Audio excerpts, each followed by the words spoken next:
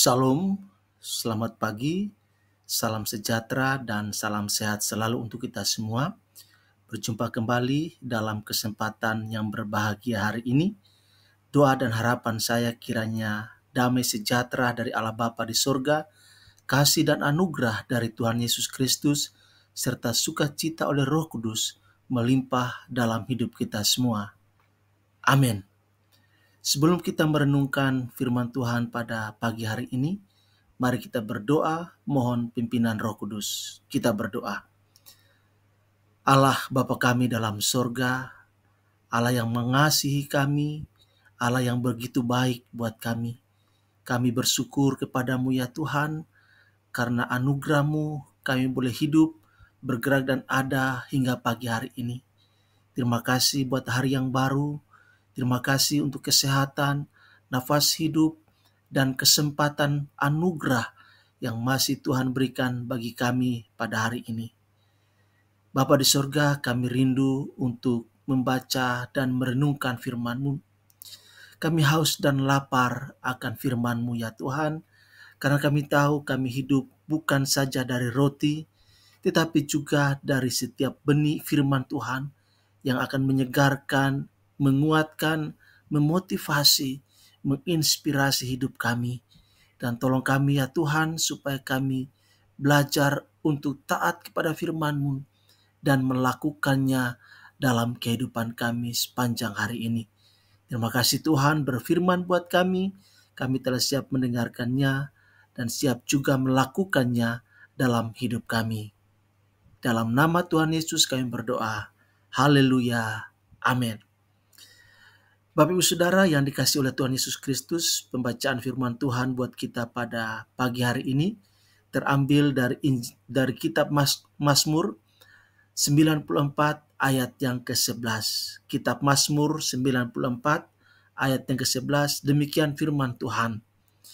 Tuhan mengetahui rancangan-rancangan manusia, sesungguhnya semuanya sia-sia belaka. Bapak Ibu Saudara yang dikasihi oleh Tuhan Yesus Kristus, hampir di semua media, baik itu radio, televisi, tabloid, surat kabar, majalah, internet, media sosial, dan lain sebagainya, hampir setiap hari menyuguhkan kepada kita berita-berita seputar kriminalitas, seputar kejahatan yang dilakukan oleh umat manusia dengan berbagai modus operandi. Mulai dari kasus narkoba, kasus pemerkosaan atau percabulan anak di bawah umur, kasus pornografi, kasus prostitusi, kasus pembunuhan, kasus perampokan, dan lain sebagainya. Tindak kejahatan terjadi di mana-mana, seakan tidak ada yang bisa menghambat dan membendung pergerakan dari kejahatan ini. Bukan hanya kejahatan ini terjadi di kota-kota besar, tapi juga sampai ke pelosok-pelosok daerah terpencil. Korbannya pun tidak mengenal usia dan status sosial. Kini bukan hanya para orang tua yang merasa was-was, merasa khawatir, merasa cemas dengan keselamatan anak-anaknya, tapi hampir semua orang mengalami hal yang sama. Tidak ada tempat di belahan bumi ini yang benar-benar aman dan bebas dari ancaman serta segala jenis kejahatan. Bapak Ibu Saudara yang dikasihi oleh Tuhan Yesus Kristus, Daud pun mengalami hal yang sama, di mana ia dihadapkan pada ancaman dan bahaya yang sewaktu-waktu dapat merenggut nyawanya. Hal itu disebabkan oleh rencana jahat, permufakatan jahat yang didesain, direncanakan, dan dirancang oleh Absalom dan Ahitofel. Dalam Alkitab dikatakan, berkatalah Ahitofel kepada Absalom, izinkanlah aku memilih 12.000 orang maka aku akan bersiap dan mengejar Daud pada malam ini juga. Aku akan mendatangi dia selagi ia lesu dan lemah semangatnya, dan mengejutkan dia. Seluruh rakyat yang ada bersama-sama dengan dia akan melarikan diri, maka aku dapat menewaskan raja sendiri. Firman Tuhan ini dicatat dalam 2 Samuel pasal 17 ayat 1 dan ayat yang kedua. Bapak Ibu Saudara, ini merupakan permufakatan antara Ahitofel dan Absalom, anak dari Raja Daud, untuk melakukan kudeta, untuk melakukan pembunuhan terhadap pemerintahan yang sah, terhadap raja yang otentik, yaitu Daud pada saat itu. Bapak Ibu Saudara, dalam kitab Amsal juga dikatakan bahwa rancangan orang jahat adalah kekejian bagi Tuhan. Amsal 15 ayat 26. Bapak Ibu Saudara, kejahatan yang dilakukan oleh umat manusia itu merupakan hal yang menjijikkan, merupakan kejahatan yang luar biasa di hadapan Allah.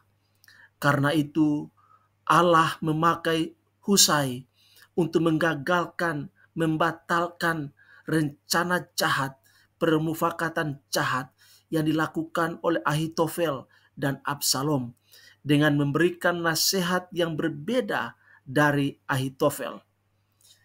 Jika bukan karena Tuhan yang bekerja, kemungkinan Husai tidak akan menyampaikan nasihatnya kepada Absalom, tetapi ia akan mendukung Absalom untuk menghabisi nyawa Daud yang notabene adalah ayahnya sendiri.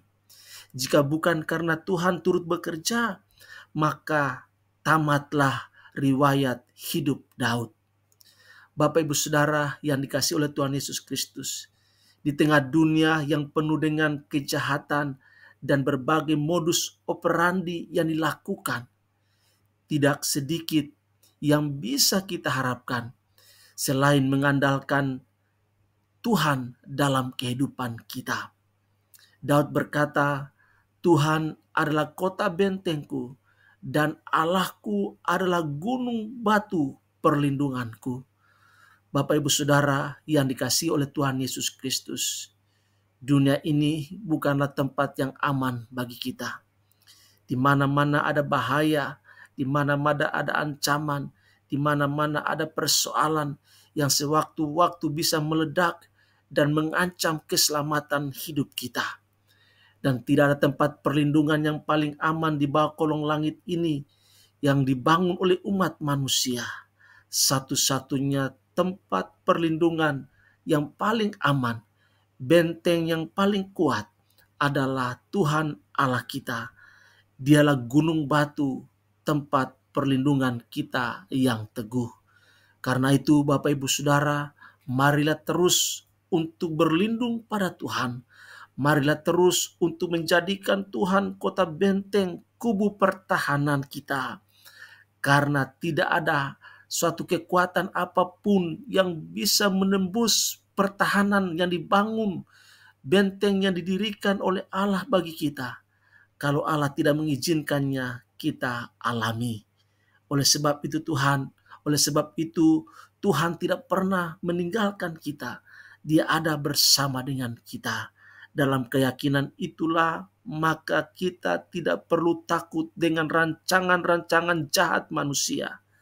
Asalkan kita hidup beres, hidup benar, hidup kudus di hadapan Tuhan, maka Dia pasti akan menjadi pembela yang agung, penolong yang setia, dan akan memberikan mujizat-mujizat ajaib dalam kehidupan kita umat kepunyaannya yang selalu bergantung harap dan mengandalkan Dia, serta menjadikan Dia kubu pertahanan, kota benteng perlindungan yang sempurna bagi kita. Bapak Ibu Saudara yang dikasihi oleh Tuhan Yesus Kristus, jangan jauh dari Tuhan. Apapun yang terjadi dalam masalah bagaimanapun yang kita alami, tetaplah dekat dengan Tuhan. Tetaplah berlindung pada Tuhan. Tetaplah berharap kepada Tuhan. Karena orang-orang yang berlindung kepadanya dan yang menaruh harapannya kepada Tuhan Allahnya tidak akan pernah dikecewakan.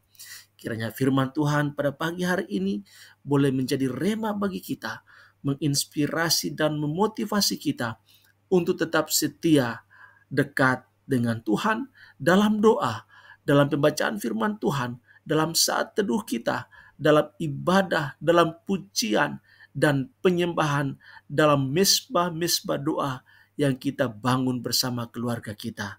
Dan kita akan menyaksikan dan mengalami, melihat bagaimana kuasa keajaiban, pertolongan Tuhan, mujizat Tuhan terjadi dalam kehidupan kita.